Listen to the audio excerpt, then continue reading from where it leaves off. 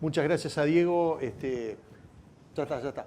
Gracias por la invitación. Yo trato, siempre me fijo, me invitan muchas veces a dar charlas, siempre me fijo cuando es la segunda vez que me invitan a dar una charla, ¿no? Porque la primera vez es fácil. Esta vez es la segunda vez que me invitan, así que bueno, muchas gracias. Como es en la Facultad de Ingeniería, yo lo que trato de hacer una presentación diferente, es más una reflexión interna que una charla académica o cosas por el estilo, digamos, y eso va en honor a lo que representa para mí esta casa. Y lo que quiero presentar y empezar con lo que le llamo la paradoja del software, digamos. Acá hay una paradoja muy clara, digamos, y muy importante en la ingeniería de software, que es que, por un lado, lo que tenemos es que el software está invadiendo el mundo. Es decir, de la misma manera que en el siglo pasado lo que invadió el mundo fue el petróleo, lo que está invadiendo el mundo ahora es el software. No hay industria que no ha sido transformada violentamente por el software. Ahora, la paradoja es que por un lado pasa eso y por el otro lado, por increíble que parezca, hacer software es cada vez más difícil. Y eso normalmente la gente no lo ve, digamos. Es decir, la gente fuera de nuestro ambiente lo que dice es, usa una app, es fácil de usarla, entonces lo que está pensando es que dado que es fácil de usarla, es fácil de programarla, digamos, y es muchísimo más complejo que antes. ¿Por qué se da esa paradoja? Bueno, yo creo que lo primero me parece que es porque es una tarea que hay que darle, digamos, importancia a dos cosas a la vez. Es muy parecido, digamos, a lo que pasa con la ley del offside en el fútbol, digamos. Es la regla más compleja, la que trae más polémica, porque en realidad lo que tiene que hacer el juez de línea es una cosa imposible. Lo que tiene que hacer es mirar a la vez, en el mismo instante, dos cosas que de repente pasan a 40 metros de distancia. Por lo tanto, siempre hay líos, siempre hay que hacer dos cosas a la vez.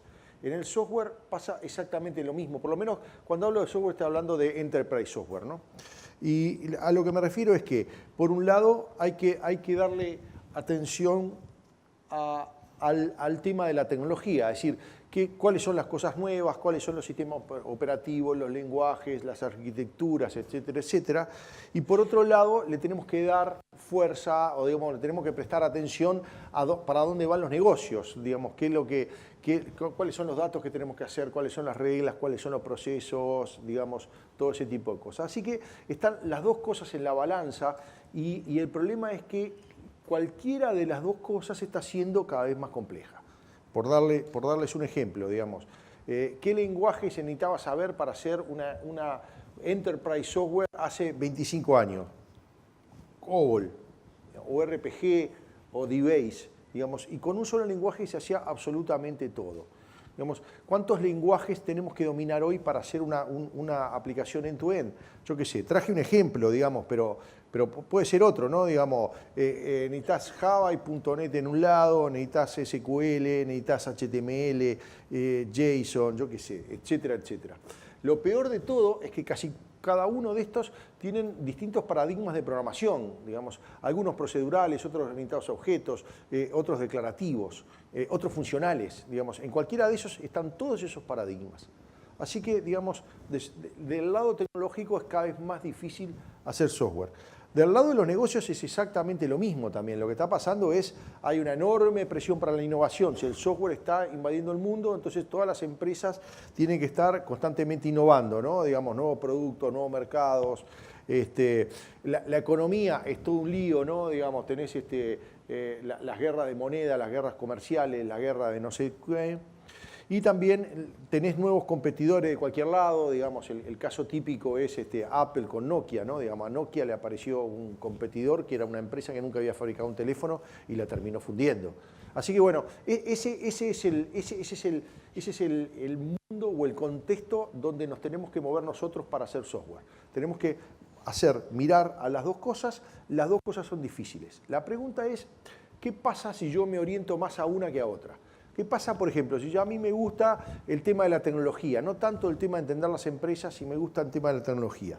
Bueno, lo que voy a tener, si me oriento a la tecnología, lo que voy a tener es aplicaciones que son, digamos, súper lindas o que cumplen el último paradigma, digamos, tienen microservicios con esto, con lo otro, pero que no tienen ninguna profundidad funcional. Es decir, que no sirven para mucho para la empresa. Es decir, están muy lindas, pero no sirven. Ahora, ¿qué pasa si yo, por el otro lado, lo que me oriento es a entender a la empresa? Me oriento a entender a la empresa y hago un sistema funcional que sirve para la empresa. Bueno, lo más probable que pase con el paso del tiempo es que tenga una aplicación que tenga una tremenda funcionalidad, pero que esté obsoleta. Es decir, que esté usando una computadora obsoleta, un sistema operativo obsoleto o un lenguaje de computación obsoleto o lo que sea. Así que esa es la situación, digamos, eso es lo que tenemos. ¿Cuál es la propuesta de valor de nosotros con GeneXus? Es que esas dos rayas no son iguales, ¿ya? Esas dos balanzas no son iguales. Porque yo puedo entender cómo programar en Java o en .NET porque me compro un libro, pero no puedo entender cómo entender un banco. No puedo comprarme un libro, digamos, para entender cómo funciona un banco. Puedo entender en términos generales, pero un banco en particular, saber con quién tengo que hablar, con quién no tengo que hablar, etcétera, etcétera, eso no hay ninguna inteligencia artificial que lo pueda hacer. Así que, digamos, la propuesta nuestra de GeneXus es, nosotros nos basamos, usted dedíquese, digamos, a entender lo que es más difícil, que es entender cómo funcionan las empresas, que una máquina utilizando inteligencia artificial es capaz de generar código automáticamente. ¿No? Esa es la propuesta de valor. Lo que pasa, y por ahí viene la charla que le quería decir hoy, es que para nosotros, para cumplir eso, digamos, y que la gente nos crea, nosotros tenemos que hacer un conjunto de promesas muy fuertes. Yo hoy, de esas promesas que nosotros damos, yo hoy me quiero concentrar en una, pero digamos, por ejemplo, una de las promesas que tenemos que hacer es decir, bueno, nosotros somos capaces con GeneXus de generar una aplicación compleja, de misión crítica, de millones de líneas de código y de miles de tablas. Digamos, eso es prefab proof. La otra, tenemos que decir que tenemos productividad, tenemos que ser mucho más rápido que programar a mano, tenemos que ser tecnológicamente agnósticos, es decir, nosotros podemos generar para varios lenguajes, etcétera, etcétera. Tenemos que seguir, como decía Fernando hoy, el tema de Agile Development y demás. Pero yo me quiero concentrar en esta digamos, promesa nuestra, que si ustedes quieren, para mí es la más valiosa, pero es la más difícil de entender. De alguna manera, yo creo que uno de los problemas que nosotros tenemos con GeneXus, cuando vendemos GeneXus, es que nosotros tratamos de venderle un remedio para una enfermedad que la gente que no sabe que tiene. Digamos. Entonces, y el nombre de esa promesa se llama Future Proof. A lo que me refiero es que, digamos, ¿cómo hacemos algo a prueba de futuro? ¿Cómo hacemos algo para que, digamos, lo que viene estemos a prueba de lo que va a venir, que no sabemos lo que es, ¿no? Lo primero que les quiero decir es, hasta ahora lo hemos conseguido. Digamos, y el ejemplo que tengo es un ejemplo de Bantotal, que ahí veo algunos amigos acá de Bantotal. Bantotal es una aplicación, es un Core Banking System que está instalado en 60 bancos en Latinoamérica. Es el Core Banking System más importante de Latinoamérica. Para darles una idea de tamaño, tiene más o menos unas 500 millones de líneas de código de Java, hoy, digamos. Tiene miles de tablas, etcétera, etcétera. Pero lo que importa no es lo que soy, sino lo que fue evolucionando, digamos. Si ustedes ven, digamos, fue en su inicio, de las primeras versiones de GeneXus, se usaba en un IBM AS400, en un lenguaje que se llamaba RPG. Probablemente los jóvenes ni siquiera lo conozcan qué era cada una de esas cosas. Y después vino otra ola y hubo que mover el código a Visual Force Pro. Pero no es que, digamos, los programadores RPG dejaron de programar en RPG y programaron a Visual Force Pro. O echaron a los programadores RPG y contrataron a los Visual Force Pro. Visual Force Pro lo traigo porque es un buen ejemplo de algo que tuvo mucho éxito durante un periodo muy cortito. Digamos. Así que durante ese periodo que vivió muy poco, después tuvieron que pasar a Java en Windows, que era lo que se pedía en ese momento. Y después tuvieron que pasar a Java Web, y hoy tienes aplicaciones móviles, etcétera, etcétera. Todo eso conservando el mismo nivel de conocimiento, digamos. No tuvieron que tirar el conocimiento que tenían a la basura, sino que lo que tenían lo mantuvieron y se fueron generando en esas cosas. ¿Por qué se fueron? Porque nosotros cumplimos la promesa de Future Proof. Cumplimos la promesa de darle a cada una de esas, en cada uno de esos instantes tecnológicos lo que ellos necesitaban. Lo que yo quiero hacer ahora es decir cuáles son mis enseñanzas después de haber estado haciendo esto más de 25 años respecto a esto del Future Proof. Digamos, ¿cuáles son las cosas que aprendí, digamos, a los efectos de me parece que también les puede interesar a ustedes, usen o no GeneXus, o tenga algo que ver o no con GeneXus. Lo primero es sobre el tema de la irracionalidad. Digamos. Cuando nosotros empezamos con esto del feature proof, yo siempre partí de la base. Nosotros hacemos un producto para gente que sabe programar, normalmente ingenieros. Normalmente somos conocidos por fuera como personas muy racionales, con excelente formación matemática, etcétera, etcétera. Así que descartábamos el comportamiento irracional, lo cual fue un tremendo error, digamos, ¿no? Y una de las cosas que nos tenemos que acostumbrar es, somos todos un conjunto de gente muy irracional, digamos, nosotros, los que estamos acá, ¿no? Y para darles un ejemplo, digamos, cuando empezamos en el AS400, nosotros lo que hicimos es un generador de código en un lenguaje que se llamaba COBOL. Lo hicimos y demás, y la gente nos empezó a pedir que hiciéramos un lenguaje, generáramos un generador en RPG, digamos, que era un lenguaje competidor en su momento, ¿no? Y nosotros le decíamos, no tiene ningún sentido eso, porque nadie toca el código generado por GeneXus, así que no importa en qué está generado, no importa que sea COBOL o RPG, lo que importa nada más que nosotros generamos la aplicación que ellos quieren. Bueno, nunca conseguimos convencer a nadie, digamos. Estaba lo de la banda del RPG y lo de la banda de COBOL. Así que, digamos, una de las cosas que nos quedó de entrada es, bueno, a ver, hay tribus y nosotros tenemos que conservar esas tribus. Digamos, no podemos ir contra la irracionalidad de la gente. Así que, y eso nos volvió a pasar, digamos, muchas veces más, ¿no? Digamos, Java versus .NET, Android versus iOS, etcétera, etcétera. Así que, digamos, la primera lección que saco es, para nosotros, para hacer feature proof, es hacer mucho más que hacer menos, ¿no? Digamos, mi mujer dice, con la comida, dice, más vale que haga mal que sobre, ¿no? Bueno, esto es igual, digamos. Por lo tanto, siempre hicimos más generadores de lo que se necesitaba, o competidores o generadores directamente competidores uno con otro. Digamos, COBOL RPG, Java.NET, etcétera, etcétera. Bueno, la segunda reflexión es sobre los tipos de cambio, digamos, porque no todos los tipos de cambio son iguales. Nosotros tenemos varios tipos y yo lo que quiero separarlo en dos conceptos, en lo que le llamo cambios internos y cambios externos. Por cambios internos, lo que me refiero es cuando nosotros sentimos, desde el lado informático, sentimos la necesidad de hacer cambios a los sistemas que nosotros estamos haciendo porque queremos usar una nueva tecnología. Es decir, nadie de afuera nos está pidiendo, pero nosotros decimos, bueno, tenemos que usar, por ejemplo, en su momento, una base de datos relacional, porque estaba usando una cosa que no era, o ahora tengo que usar algo como Kafka para stream programming o cosas por processing o cosas por el estilo. Entonces, son cambios que nadie nos está pidiendo. Algunos ejemplos de eso, ¿no? Digamos, bueno, las bases de datos relacionales, la orientación a objetos, la SOA, ahora microservicios, digamos. En determinado momento lo que hay es un abanico enorme de opciones posibles de cambios internos. Y acá está una de las cosas, es decir, a cuál le tenemos que dar pelota y a cuáles no. Digamos, yo traje estos especialmente porque algunos dijimos, estos sí hay que darlos y algunos hay que ignorarlos. Digamos, y esto es nuestro leal saber entender. Por ejemplo, las bases de datos relacionales están en el core de GeneXus. Digamos. Eso es una tecnología súper importante que las tenemos que tener. El tema de orientación a objetos, lo que dijimos es, no aplica, digamos, no para el enterprise software que se usa con GeneXus, es una tecnología que es innecesaria, que le aporta complejidad y que no importa para eso. Y eso es súper, digamos, súper conflictivo. Habrá gente que estará de acuerdo o gente que no estará de acuerdo, digamos. Pero bueno, esa es una de las decisiones que nosotros tomamos, ¿no? Algunas tomamos con un poco más de fuerza, otras con no. Por ejemplo, microservicios, bueno, puede ser, digamos, son cosas que tenemos que estar juzgando constantemente, digamos, si vale la pena o no.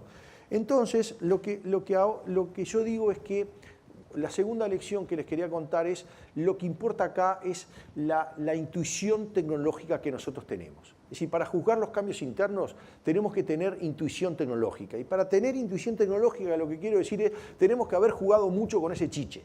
Digamos, es decir, para decir que no vale la pena usar orientación a objetos para Enterprise Software, tenemos que haber sabido bastante de orientación a objetos.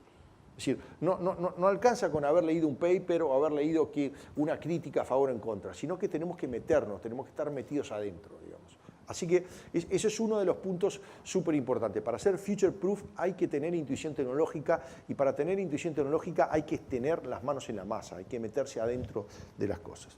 Bueno, ahora vamos a ver los cambios externos, digamos. Los cambios externos son al revés, los que alguien nos propone, nos dice que tenemos que cambiar. Un usuario nos tiene que cambiar. Nosotros estamos bien, estamos tranquilos y alguien nos pide que tenemos que cambiar. Casos de ejemplos de cambios externos, por ejemplo, cuando se hacían pantallas green screen y alguien dice nos tenemos que mover a Windows, tenemos que hacerlo en Windows. Ahí lo que se arma es, nosotros tenemos una enorme resistencia al cambio de los cambios externos, mucho más que con los cambios internos. Y ahí normalmente se arman discusiones que son eternas y que después desaparecen. Yo me acuerdo perfectamente cuando aparecimos con el generador Windows que la gente me decía, los desarrolladores me decían un ejemplo que me quedó clarísimo, me decían, ¿para qué quiere un cajero un mouse? Y tiene razón, digamos, la verdad que un cajero no necesita para nada un mouse.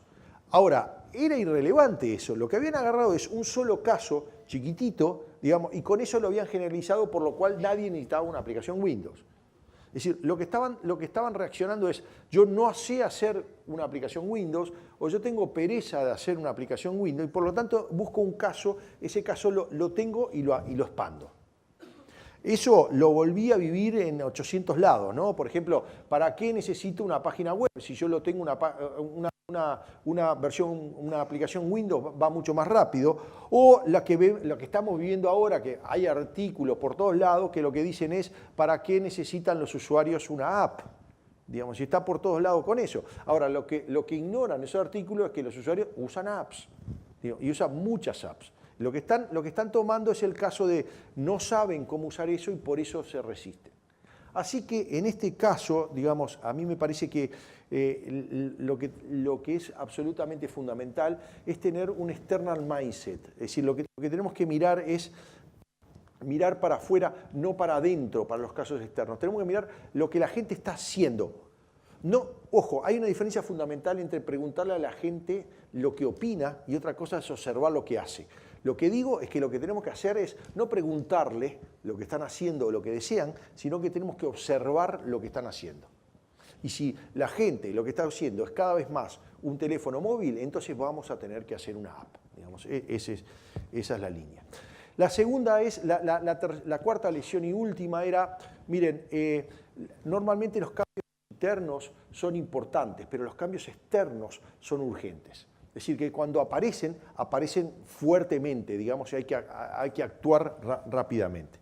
Por último, para terminar, ¿qué es lo que está pasando hoy? Para ser future proof, dice, ¿qué estamos mirando nosotros ahora para las próximas versiones de GeneXus, ¿no? Bueno, básicamente lo mismo que está mirando todo el mundo, ¿no? Todo el mundo está hablando de inteligencia artificial, de blockchain y de IoT. Pero en particular a mí lo que me interesa es IoT, Internet of Things, porque para mí creo que es un cambio fundamental en la forma que vamos a programar. La primera es porque hay una enorme presión por la escalabilidad. Si yo, en vez de la entrada de datos, me la hace un humano, me la hace un sensor, que cada microsegundos me está mandando miles de información, entonces la forma que voy a grabar datos en una base de datos es totalmente diferente. Necesito un nivel de escala como nunca tuve. Por eso, por ejemplo, para mí, todo el tema de lo que se llama stream processing pasa a ser absolutamente fundamental. Pero lo otro, me parece que hay un cambio de paradigma, digamos. Si yo lo que voy a hacer es, voy a estar mirando cosas de sensores, lo primero que voy a querer de ese sensor, que me dé una alarma si algo pasó. Pero lo segundo, reconocer un patrón. Y lo tercero, voy a tratar de cerrar el loop. Y si quiero cerrar el loop, lo que quiero hacer es, sobre esos valores, quiero tomar acciones. Pero si esos valores tomo acciones, entonces lo que estoy haciendo es programando un agente autónomo. Y si estoy programando en un agente autónomo, lo que estoy haciendo es otro tipo de bicho totalmente diferente a lo que estamos haciendo ahora. Es decir, el solo hecho de cruzar ese loop nos cambia y nos metemos en un nuevo paradigma. Para Internet of Things, pero también lo vamos a hacer para otras cosas. Lo que vamos a tener, voy a necesitar, es programas que automáticamente decidan cuándo comprar o cuándo vender una acción o cosas por el estilo. Es decir, que vamos a un mundo donde cierro el loop. Lo que tengo es cada vez agentes autónomos. En el punto de vista de cosas externas, digamos, de cambios externos, lo que hay, bueno, para darles una historia, digamos, ¿Quién ganó en la batalla del escritorio? La ganó Windows con Microsoft. ¿Quién ganó en la batalla del teléfono? Bueno, la ganaron Apple y Android. Y la pelea que se está dando ahora es la pelea por la casa, digamos. ¿Quién gana en la casa? Digamos, ahí es una pelea totalmente nueva. Observen que normalmente el que gana es diferente del anterior. Y ahí hay una enorme pelea entre Amazon, entre Google, entre Apple y en Facebook. Y eso es lo que se está desarrollando ahora y eso es lo que estamos constantemente monitoreando a ver lo que pasa. Para finalizar, y antes que me pongas el cartelito, lo que les quería decir era, bueno, nosotros estamos en un mundo que hay una paradoja de software. Cada vez se necesita más software, pero hacer software es cada vez más difícil. De cualquier manera, nosotros como personas, creo que lo más importante en esta profesión es estar future proof, podernos conservar en ese estado de future proof. Ahora, me parece que lo más importante para poder estar en ese estado de future proof, tenemos que tener dos habilidades absolutamente importantes. La primera que les decía es la de intuición tecnológica, y la segunda que les decía era la de mantener una external mindset. Estimados amigos, muchas gracias.